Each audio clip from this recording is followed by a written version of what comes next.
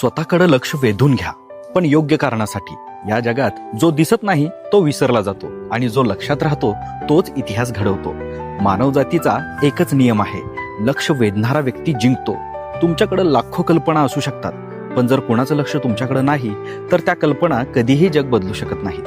पण लक्ष वेधणं म्हणजे फक्त आवाज करणं नाही, ती एक कला आहे.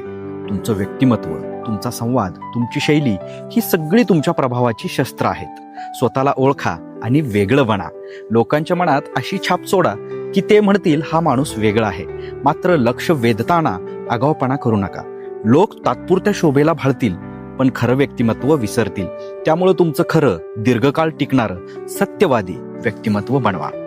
दिसा पण दर्जेदारपणाने, लक्ष वेधा पण कामगिरीने. कारण इथं शिकतो आपण 48 लॉज मधील प्रसिद्ध होण्याचं नाही, तर प्रभाव निर्माण करायचं शास्त्र.